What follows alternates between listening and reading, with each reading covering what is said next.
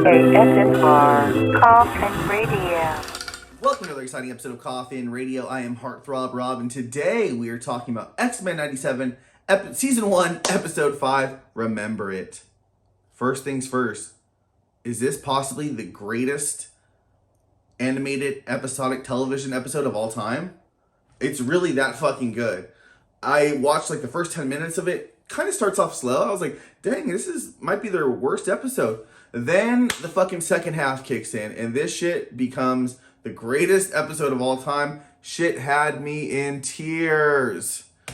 So it starts off pretty quickly with the half of the X-Men team going to Genosha, who are now going to be part of the Genosian government, right? And they're looking for a poster child to be the king or the governor, the president, whatever you want to call it, of the mutant nation of Genosha.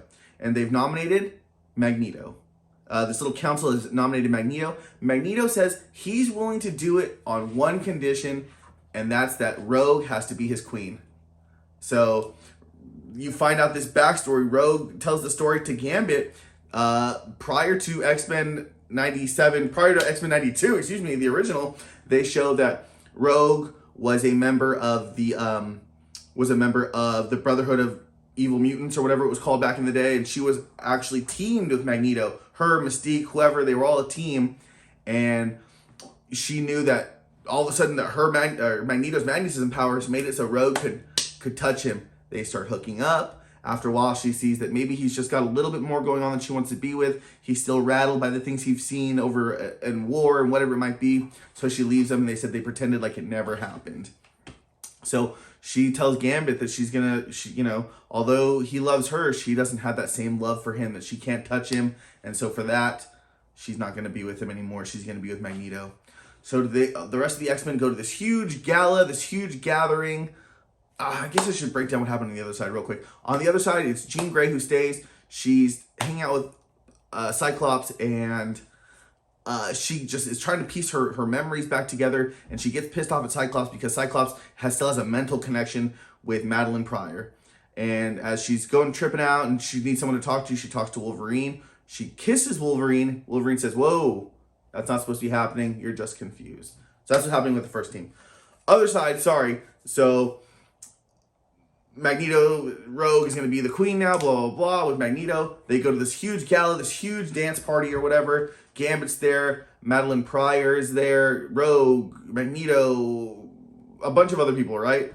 And all of a sudden, Madeline Pryor's there, and she starts hearing something. Someone screaming, "Turn off the music, turn off the music."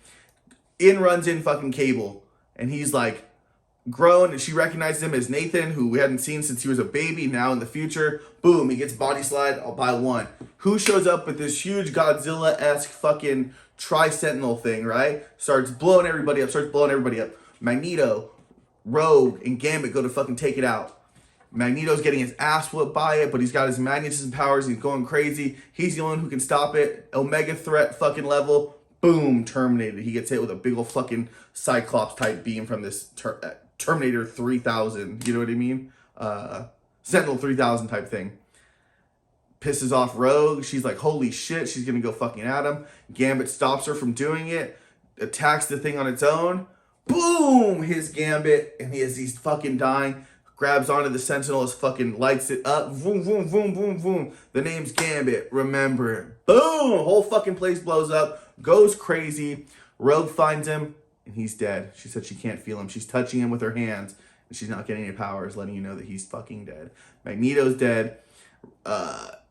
Gambit's dead. A bunch of the other mutants on Genosha that we saw there. We saw Genesis was on there. We saw Callisto.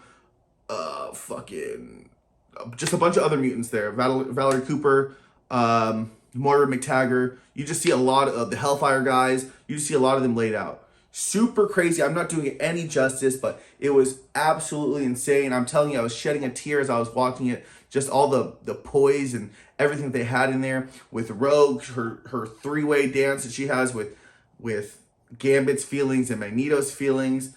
Everything that's going on with Jean and Cyclops still. Just everything is crazy. The fact that we saw Cable and then he gets fucking pulled back into wherever he's getting pulled back from. A lot of moving pieces here. A lot of craziness. It looks like we still have to wait, as next week's episode is actually going to be the Storm episode part 2. So we'll have to see what's going on. Easily the best episode of fucking television this year. Absolutely. In a long time. Best animated episode we've had probably ever. It's on level of the old Batman's episodes of the fucking early 90s.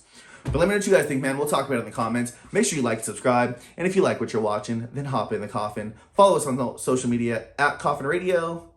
Coffin is spelled with a K. And that's all for today. ASMR Coffin Radio.